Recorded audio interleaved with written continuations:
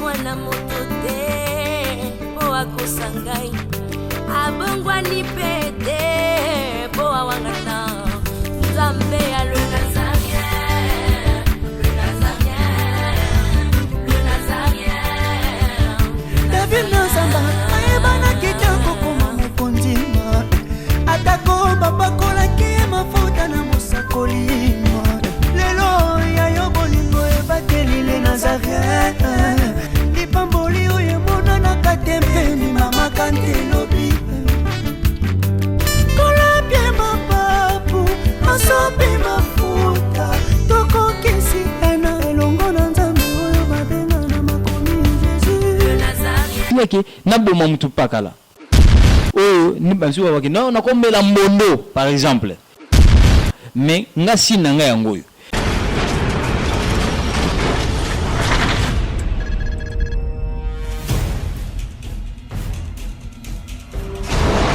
Pour vos annonces, vos prédications, vos clips, vos vidéos et autres, il y a qu'une seule adresse. N'hésitez pas à taper www.lesnazarins.com. En ces jours, nous sommes en pleine promotion. Extra matraquage. Olingi promotion ya produit na yo e bana monde entier. Olingi actualité, Olingi visibilité. Contactez les Nazarins. 100% chrétien, toujours vos amis.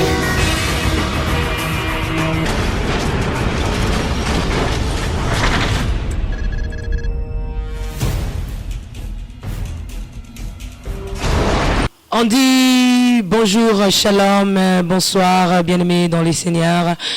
Vous tous qui êtes toujours branchés, aimés, scotchés, placés sur le nazarientv.com.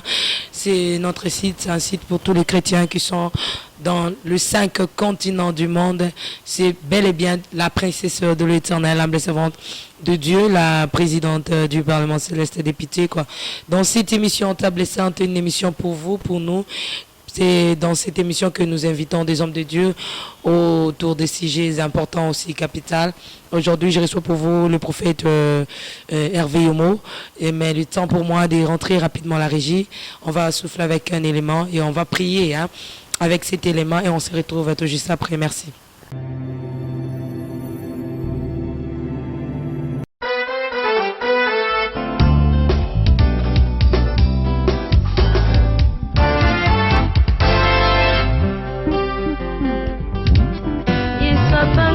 Pinzolina vinangai pia longoli bapota na motema elongia mawa ebongwani nesengo bato basusuki na sina komi sezi mpona Yesu mpona Yesu Salomon l'homme sage avait déclaré ce qui est courbé ne peut se redresser. Soyez mon colonna sabata ye abongisi mokongo nangai bato basutu kingai na komi geri pona Yesu pona Yesu. D'accord, nous sommes déjà de retour sur ce plateau de lesnazarientv.com avec la princesse de l'Éternel et mon invité spécial, le prophète Hervé Yomo. Jour pour jour, le lot a quitté le biseau en os et en chair, sur ces grands thèmes, les signes spirituels. Les signes spirituels. Sans plus tarder, je pense que l'élément fait plaisir à tous ceux-là qui sont depuis la France. Pour Bolingona, Nganabata France, et Zomata.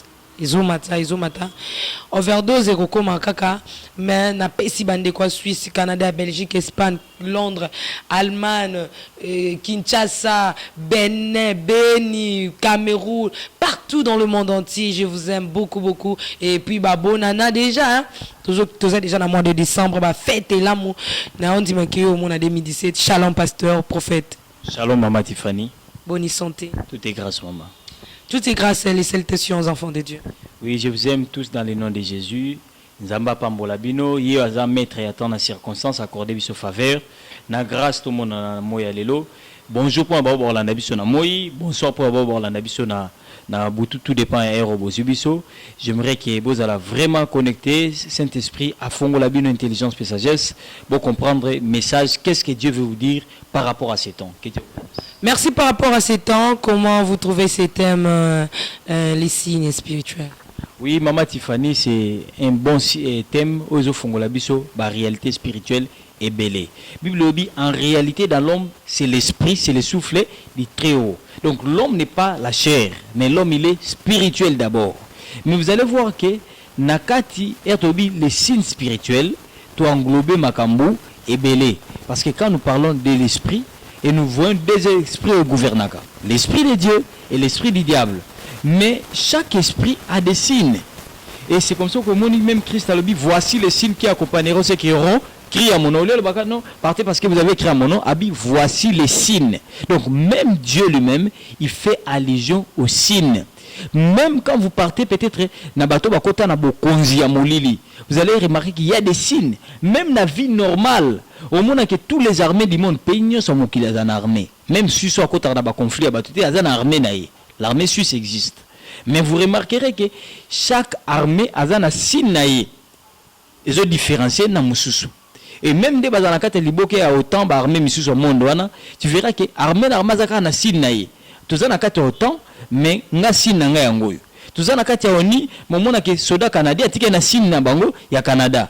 Au mona que français tike na signe na bango ya ba français. Bref, pour te dire que les signes sont très très importants. Au mona que même Christ est moko pour que annoncer venir naé, abi botala ba signe ya nini ya temps.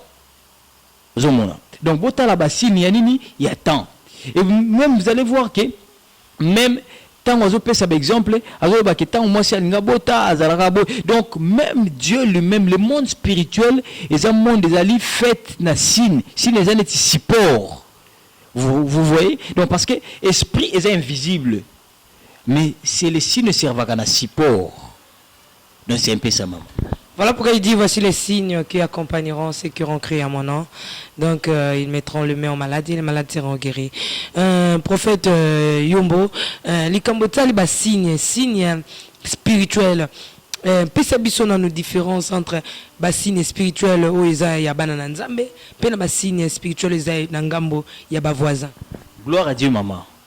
Bible le dit que vous êtes dans le monde mais vous n'êtes pas c'est du monde. Et vous allez voir que l'une des signes aux caractérisés c'est la crainte de Dieu. Parce que c'est l'une des signes.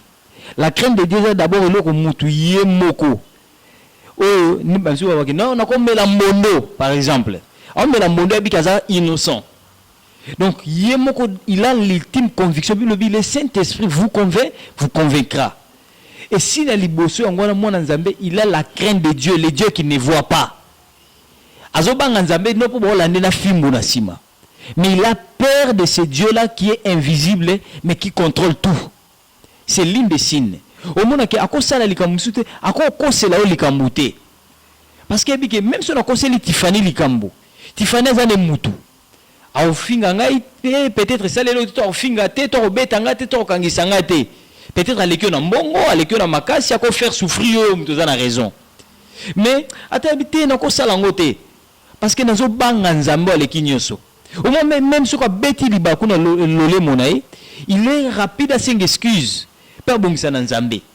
Au moins, que, l'une des signes, au moutoua na kati en nzambe, azala rankinete. Mais au coup, que, moutoua na baki, azana ngambo ya Seigneur, mais à garder rancune katinaï. Au moins qu'il y a un mensonge moko mais il est dans le Seigneur azana oui fiancé o afutarandaku o bakindakane biyenga o basalakane boye azana oui fiancé o bakino bonane sona papa totala o nani nzamba tindi o comprendre azo gérer les nzambe o sunga nzambe mais une telle personne même ce kazo beyemba na église azo lela c'est l'une des signes qui n'a pas la lumière du Christ en lui. Au moins, Moussous, par exemple, Azoa, soit disant que Aza dans le Seigneur. Mais Azbebi célibasi à Mabala, combien de Mabala? Yemoko, Aza na 1000 fiancés. Moka ne soit qu'il n'a pas Abali, mais Ote, Osalaboué, Tozong Saboué. C'est l'une des signes. Vous comprenez? Donc, à banga scandale te pour na kombo Yesu fingisama. Vous comprenez un peu? Donc, azana na kati ya Yesu, mais ce qu'on a soit na robosa na yi. Abake na robosa na rocha Bible pembeni. Biso ne so mito zikape. Après tout, biso peut on t'a likolote. Vous voyez un peu? Au moins que ceux peut-être ba comment reprocher les kamoko boye o ezama B vis-à-vis de l'Obanzambe a même intimidation na kati ya makambo église na makambo Nzambe. Après tout, biso peut to ba mikolo. Anya qui sont âge naïe par rapport à makambo Nzambe. Yeso za âge. Vous comprenez un peu? Donc vous allez voir que du fait que afinga ka papa na maman na ndako, anga même na kati ya makambo Nzambe. Or mutu a échoué na kati ya famille. Famille coquillette. Et que église école et coquillette to l'état par exemple. Stade asuka les alaranini église. On a des scoromona bassine. Bible dit vous allez porter des fruits dignes de la repentance. Différence à mangana pai et za bambuma nango. Parce que ça bazete msuna zamba au kansenet zeta manga na makasa, mais au bota au botité, tu comprendre que au mangate. Vous voyez un peu la crainte de Dieu. Est-ce que na makambo yozo sala na bureau na yo? Est-ce que tu peux remarquer qu'il y a un signe qui est aux Nzambe? Est-ce que ce ndoka sola lobia lokayo a obo mayote? Mingi omona ke azotanga komo Nzambe et que azo persister na makambo na mabe parce que bandoka solo no balanda été. Parce que ce ndoka solo lobia landa yo ndingo wana. Est-ce qu'on lit ote? Vous comprenez un peu? Et c'est ce qui donne la différence. Différence si les miracles étaient, prophétie était au relateur aucune église était. L'une des signes est la crainte de Dieu. Parce que nous devons appliquer le banzambe na mobimba na yango. Par rapport à acte non ça le banzambe lobi nini. Est-ce que baby singa ke non na ke na beta mutu songolo. Est-ce que baby singa ke na boma mutu pakala. Est-ce que baby na conseiller mutu likambo. Donc Saint-Esprit a un conseil permanent. Et c'est comme ça que même Christ est le collé au Kouloussou. Vous allez voir que même sa mort était différente. Mais vous remarquerez que soda au parmi bateau bazo bomaye. Abino celui-ci en réalité c'est un fils de Dieu. À mon avis, il a compris que mutuana zo banga mututa banga autorité romaine.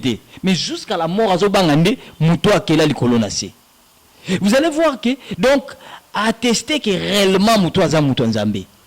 Il y a des qui peuvent bomaye. Mais est-ce que Moutou au Pakala tout songolo? Donc, il y a la ramondimika na prière. Mais en dehors de prière, Azu Posanini, il y a même Azongis. Est-ce que ceux qui réellement yo Ozobanga Nzambe, est-ce que Rovana Libala Oyo, Oboto Mobala Bato? Est-ce que vous avez un libala au Bossali 25 ans pour faire ça d'autres? Mais bobo tabana.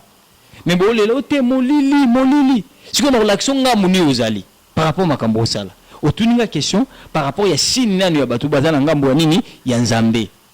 Si ko tango to kota na phase mi balé, n'habite ce ko to comme déjà wana. Tout na ki différence. Au mona ke l'une des signes ozo l'action muto zana ngambo ya Nzambe te les fruits dignes de la repentance ezate. Azana mensonge facile. Bible le dit que na minoko la Bible bakuta kaka vérité. Bakuta muto kosaka azope mate. Azokosa ope mate. Donc nyoso yo salaka ezana lokuta mo ifo landa na sima. Akosaka même muto yo aosalele le côté. Donc il faut avoir raison. Vous comprenez? Na moni mobali azu moi sina ke voyage. Ateki biloko moi sina yi. Azongo illégalement.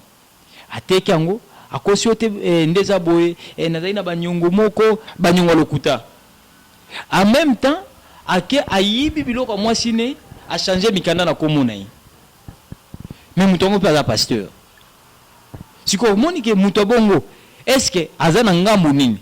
Parce que vie na mobimba mwana. Vous comprenez un peu? Il faut azala na ba fiancé belé pose ba mongo belé.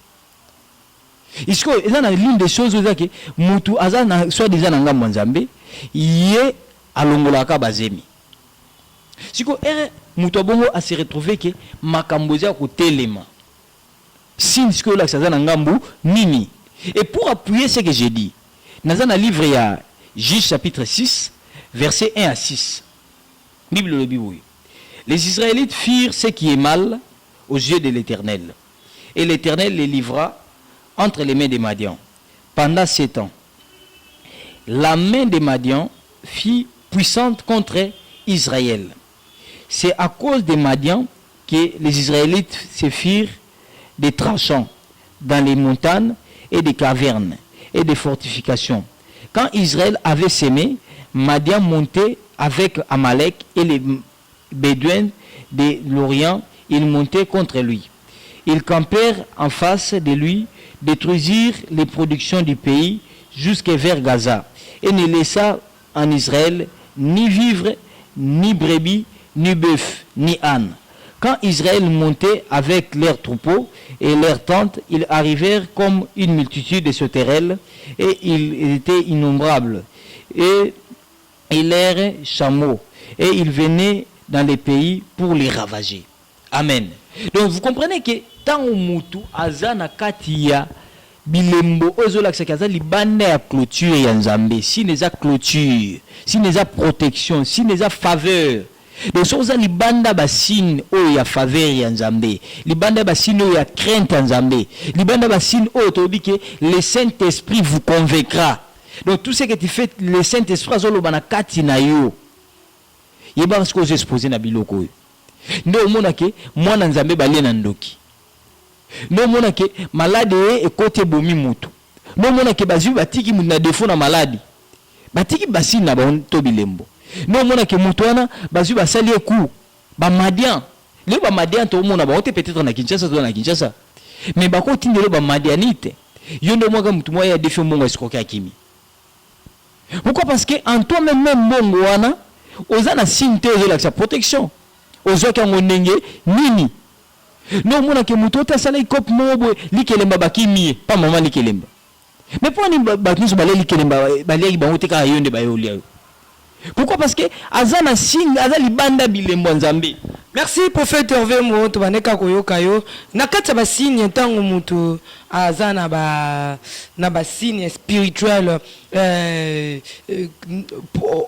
bosi bo détecter ye boyebi comment koyeba ke mutu oyo azesu na ba signe ya bilembo nzambe te azesu na bilembo nkolo te bilembo mabe déjà komi et pe fandi.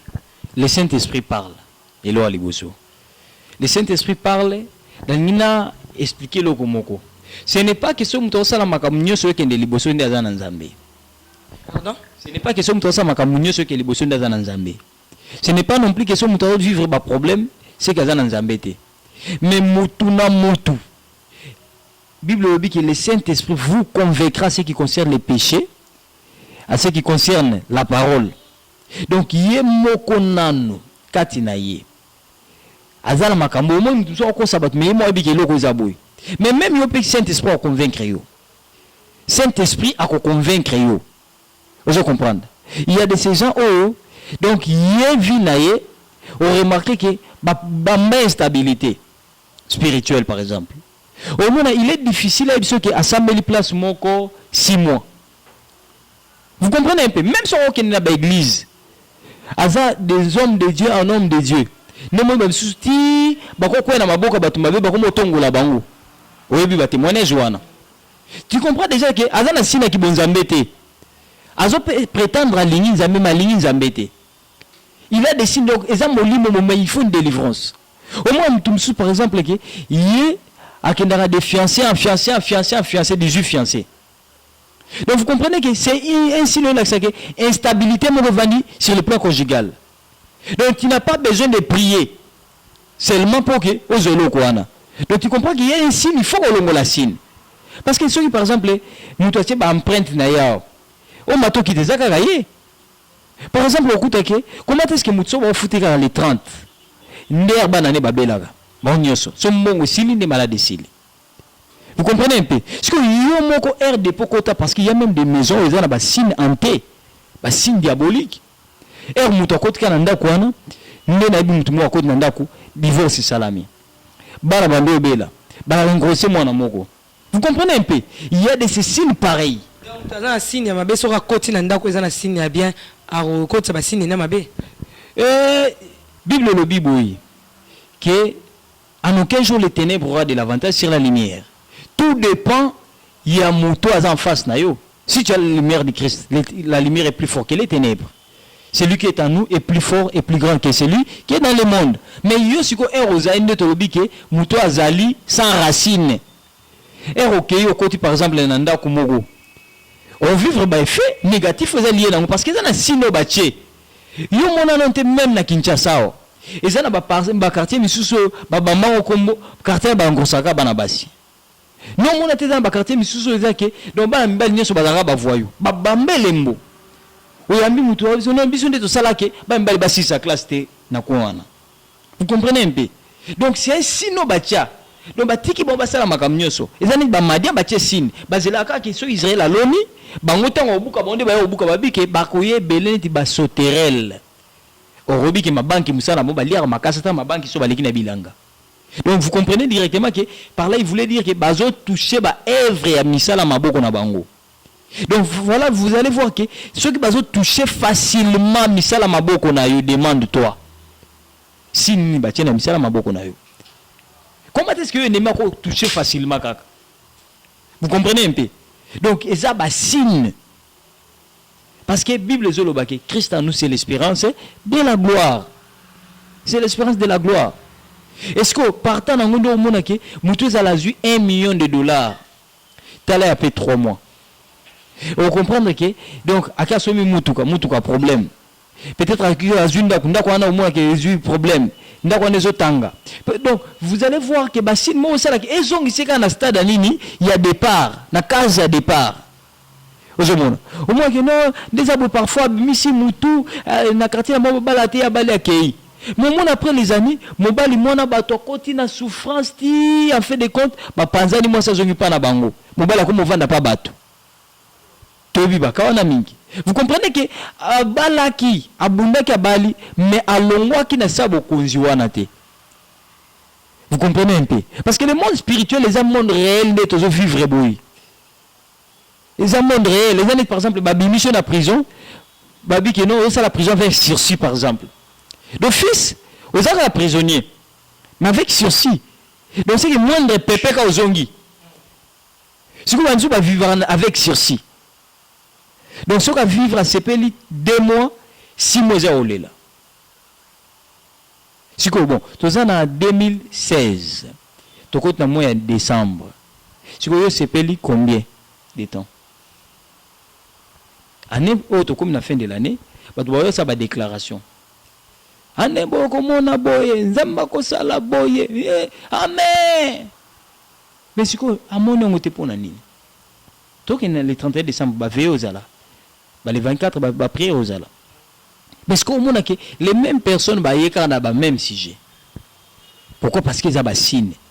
Ils vivraient avec sursis. Est-ce que le prophète Hervé Tokomi Kokita Batumba ba kotambola to pe groupe ba kotambola baza ba signe kokana? Oui. Oui pour animi parce que les Israélites ne sont pas vivre une influence moko. Nathan Gédéon.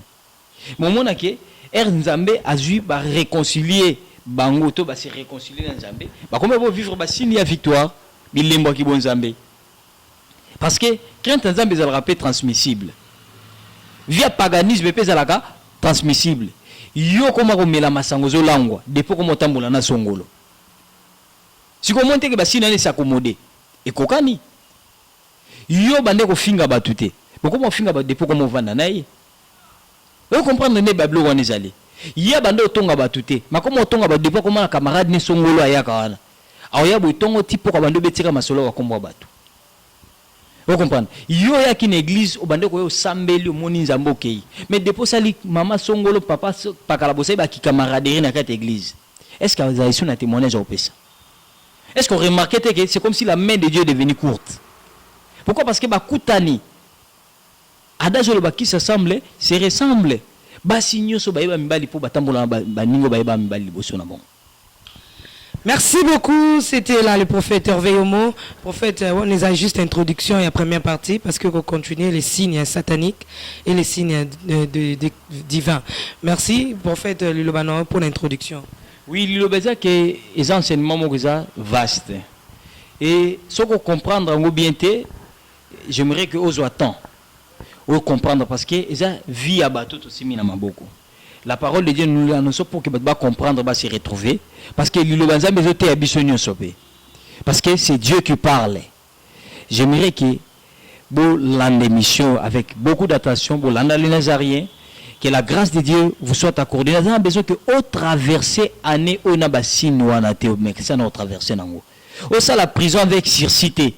Au ça que même que 6 mois, bon c'est le na 7e mois bazon qui se place au outa. Vous comprenez? Mais je veux que Nzambe na volonté parfaite naïe. Il nous reste quelques jours pour que tout traverser l'an 2017 au tikabassin wana. Afin que kota libéré. Afin que kota transformé. Afin que kota la fière et akobeta tout le réellement za mwana Nzambe. Et les numéros pour les habitués, ils allaient plus de 143 84 27 51 720. Plus de 143 84 27 51 720 ou plus de 143 89 018 93 13. Plus de 143 89 018 93 13. Sans comprendre, tu peux appeler, demander ou tu peux commenter pour construire. Si vous avez un commentaire aux alliés pour que au la lèvre du diable, on n'a pas besoin de cela. Mais nous avons besoin des gens qui sauveront les âmes pour aller au ciel. Nous avons besoin des gens qui sauveront les âmes pour aller au ciel. Le Dieu d'Israël, d'Abraham, de Jacob vous bénisse. Quant à moi, je vous dis, je vous aime bien. Ciao.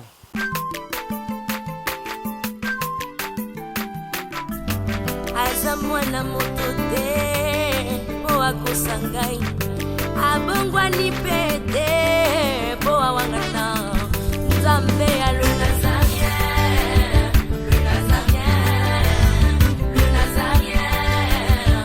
David Nazamba